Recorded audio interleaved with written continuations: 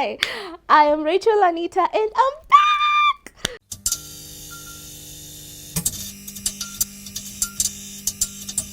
Hi, it's been a minute. I am Rachel Anita and welcome back to my podcast. So, after a really long break, I am back, guys. Don't ask where I was and who I was with, but I am back and I'm here to stay. For this episode, I am recording it right next to an airport. So, guys, when you hear few, please just manifest it so that you can be flying and we'll be catching flights, not feelings, on this episode. Thank you so much. All right. On today's episode, I want to talk about basic financial decency. This revolves around basic financial literacy, which is something I've come to understand not everyone actually relates to. So, what is financial literacy? Financial literacy is the basic understanding of finance, how you invest, how you save, how you budget, and all of that. And today, whether you make as little as whatever you make, zero, to being a trust fund baby, basic financial decency cuts across everyone. Okay, so this, for me, I'm going to talk about this from a personal angle, because these are things that are affecting me and I think affects every other adult. Right? Right. Okay, so I want to start with budgeting. Number one on my list. If you budget your money, you won't come around imposing yourself on other people. So the most basic line of budgeting is the 50-30-20 rule. So how do you do the 50-30-20 rule? With this, I'm talking about percentages. So if you earn 1,000 shillings or 10,000 shillings or 100, or I don't care what you earn. Actually, I do care what you earn. You should be earning. All right. So I do believe everyone's dream is to have a teensy bit of financial freedom, or at least to have your head above the water. How can we achieve this?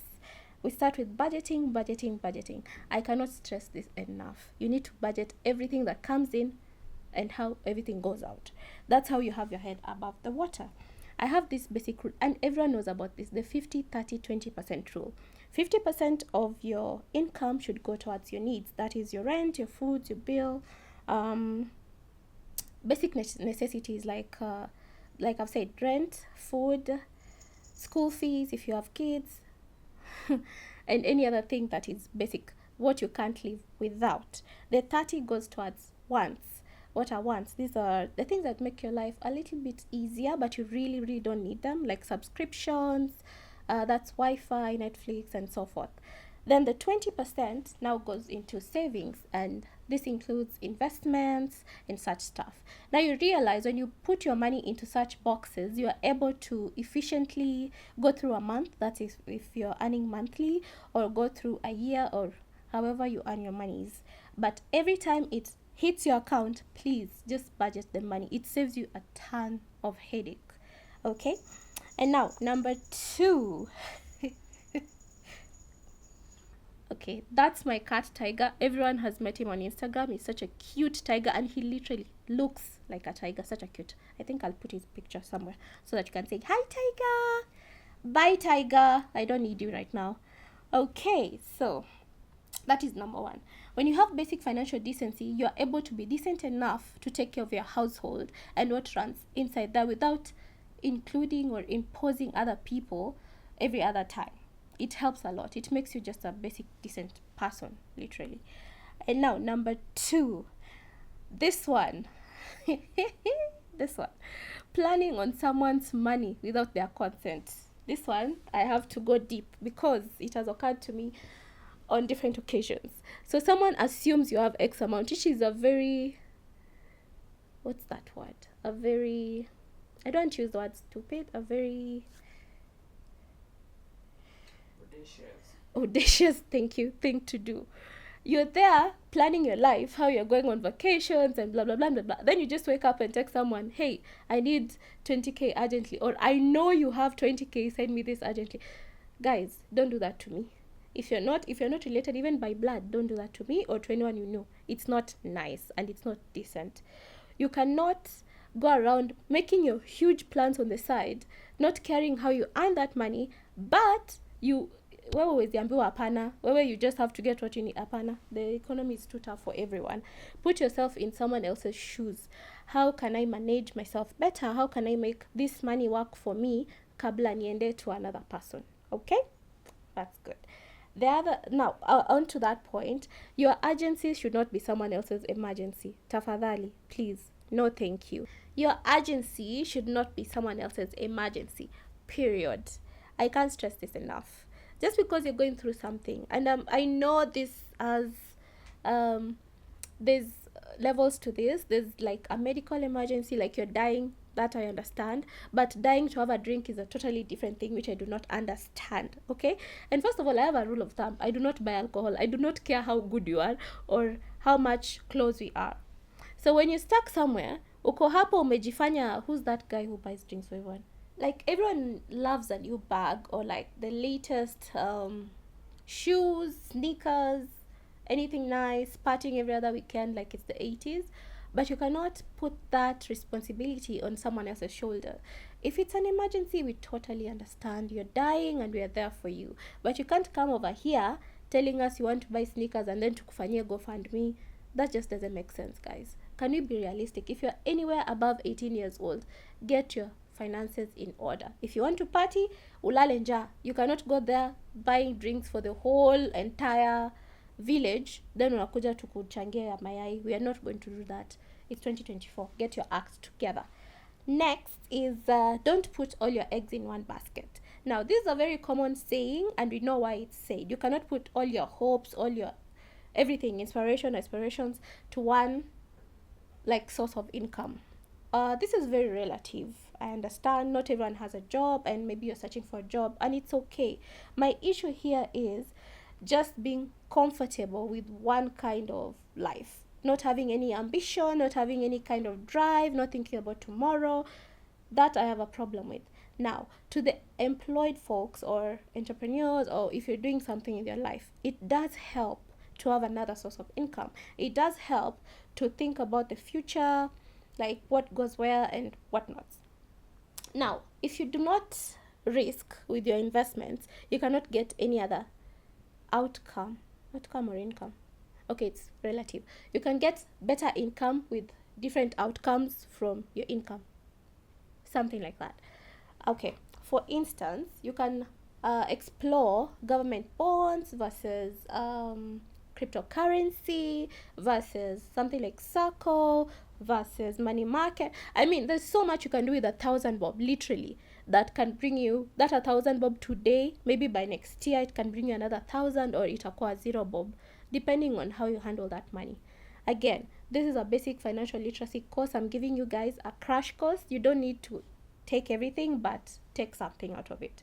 So don't put all your eggs in one basket. Like we've seen so far, so many banks have crashed, so many, like, just be, what's the word? Be in your feelings with your money. Be in your feelings. Feel your money, enjoy your money, make your money attract more money. That's what I'm saying. Again, different sources of income. They say the basic millionaire in USD, I think, has like 7 sources of income. I'm not saying you go all the way out. That can be a stretch. But if you can get an extra source of income, do it. Even if it's as low as it can be or as high as it can be. Just don't put all your hopes into one thing. It's okay to concentrate. It's okay to... What's the word? Okay, it's okay to concentrate on one thing, but it's also more beautiful if you diversify across a number of things. It helps you understand who you are really, and, well, making an extra buck here or there is a good thing. Now, the other point is, if you can get a financial advisor, the sooner you get this, the better for you. Yeah, I know it's... Someone might think I need like X amount. Again, that's why I said you can, as low as you make or as high as you make, you still need to sit down with someone who can tell you the ABCD of money. We often associate money with the more you make, the more comfortable your life becomes. But if you cannot manage the money that comes into your account, there's no way you're going to achieve that comfortable status. All right? With a financial advisor, the more you know, the better you become. Like I said, there are many ways. Even myself, I'm still learning. And if you have a comment about this, you can let me know. I am still learning about how to handle money. I'm not the best. But the better you know, the better you become. If you do not know much, you will act according to that box that you're in. Read books, travel if you can, meet people who are in different financial scopes than you are. Be like the person you want to be, have that person in your circle. That's the only way you can grow. If you don't do that, utabaki too stagnated in one place, and that will not help you 5 years down the line. All right.